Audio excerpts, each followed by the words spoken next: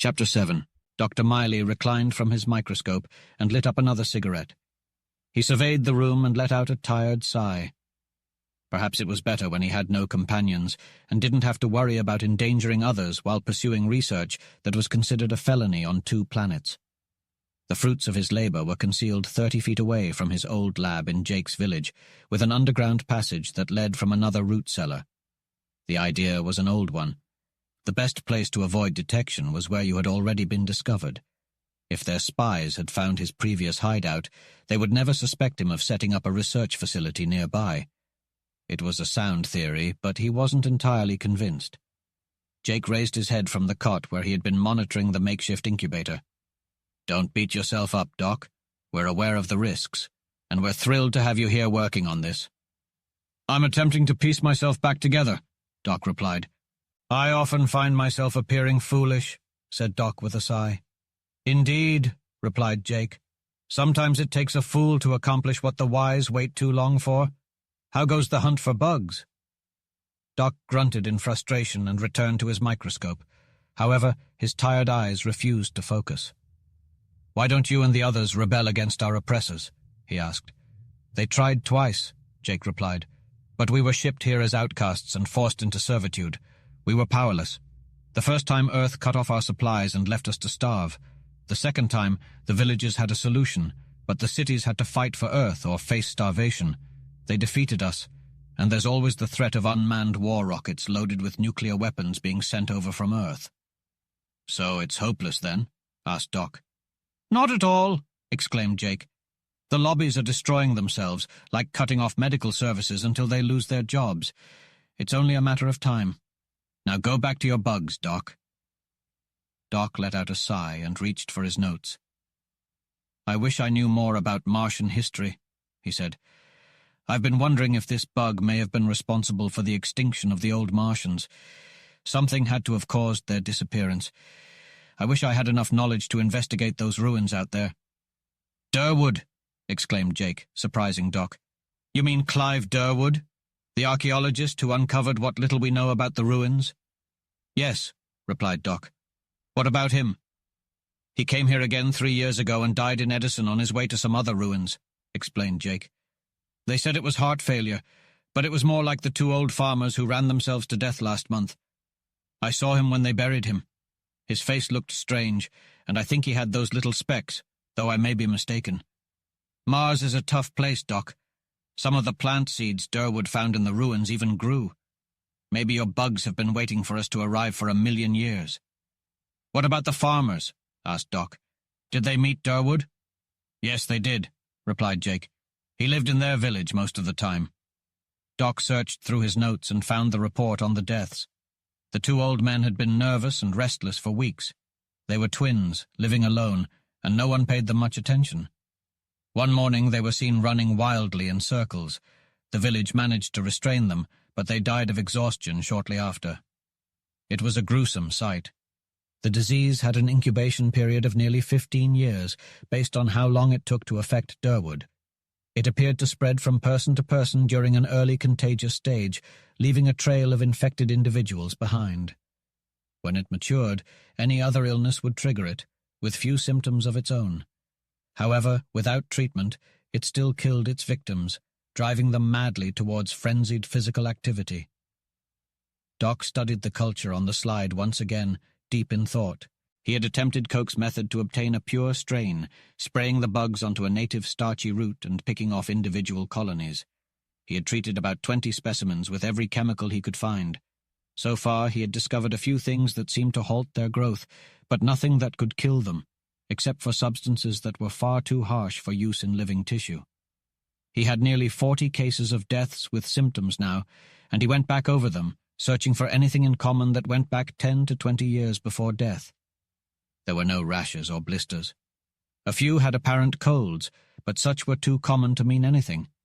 Only one thing appeared, about 14 years before their deaths. The people interviewed about the victims might be vague about most things, but they remembered the time when Jim had the jumping headache. "Jake," Doc called, "what's jumping headache? Most people seem to have it some time or the other, but I haven't come across a case of it." "Sure you have, Doc.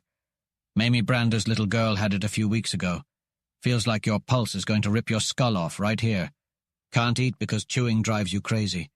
Back of your head, neck, and shoulders swell up for about a week. Then it goes away. Then it goes away. For 14 years. Until it comes back to kill. Doc stared at his charts in sudden horror.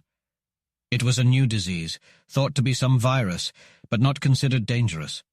Selznick's migraine, according to medical usage. You treated it with hot pads and anodyne, and it went away easily enough. He had seen hundreds of such cases on Earth. There must be millions who had been hit by it. The patent medicine branch of the lobby had even brought out something called no-grain to use for self-treatment. Something important? Jake wanted to know. Miley nodded. How much weight do you swing in other villages, Jake? People sort of do me favors when I ask, Jake admitted. Like swiping those medical journals from Northport for you, or like Molly Badger getting that job as a maid to spy on Stan Tanana. Name it, and I'll do my best. Doc had a vague idea of village politics, but he had more important things to think of. Most of his foul mood had disappeared with the clue he had stumbled on, and his chief worry now was to clinch the facts. Miley considered the problem.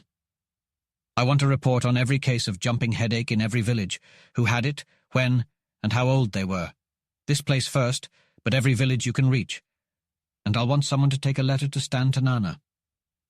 Jake frowned at that, but went out to issue instructions. Doc sat down at a battered old typewriter.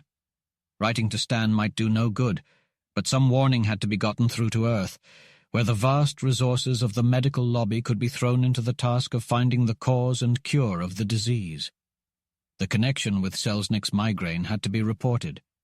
If something could blast the lobby into action, it wouldn't matter quite so much what they did to him.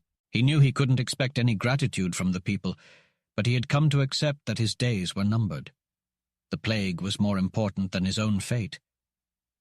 By the time Jake returned, the letter had already been sent out. Here's the information for this village. Everyone is accounted for except for you, Jake said. I never had it, Jake, Miley replied as he went down the list. Most of us had it 14 years ago. That makes sense. The only exceptions are the children who seem to get it between the ages of 2 and 3. 87 out of 91. Jake looked at the figures in shock. Most of the village not only had the plague, but they were nearing the end of the incubation period. It seemed like most of the village would be dead before another year passed. Is it bad? Jake asked. It's the first symptom of Martian fever, Miley replied. The old man whistled, the lines around his eyes tightening. It must be me. I must have brought it here. I used to spend a lot of time with Durwood at his diggings. The next day, runners went out to the villages and came back with reports. The variation from village to village was only slight. Most of Mars seemed to have advanced cases of Martian fever. Without animals for investigation and study, real research was difficult. Doc needed an electron microscope, and he was reasonably sure that the disease must travel through the nerves, but he had found no proof beyond the hard lump at the base of the neck.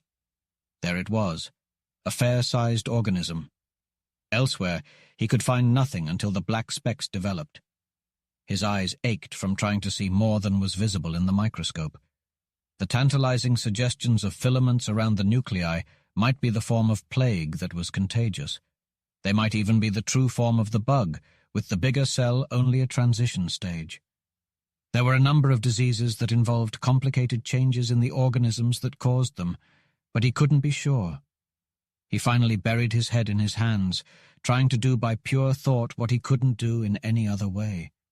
And even there, he lacked training. He was a doctor, not a xenobiologist. Research training had been taboo in school, except for a favored few. The reports continued to come in, confirming the danger. They seemed to have the worst plague on their hands in all human history, and nobody who could do anything about it even knew of it. Molly reports that your letter got some results, Jake reported. Stan Tanana brought home one of the electron microscopes and a bunch of equipment from the hospital pathology room. Do you think she'll get anywhere? Doc doubted it. He hadn't meant for her to try it, though she might have authority for routine experiments. But it was like her to refuse to pass on the word without trying to prove her own suspicion of him first. He tried to comfort himself with the fact that some men were immune, or seemed so. About 3 out of 100 showed no signs. If that immunity was hereditary, it might save the race. If not, as the sun dipped below the horizon, Jake strode into the room with a somber expression etched onto his face. "Molly's got some fresh intel. The lobby's mobilizing to scour every last village with a fine-toothed comb, and they're starting right here. This hideout of ours is going to stick out like a sore thumb.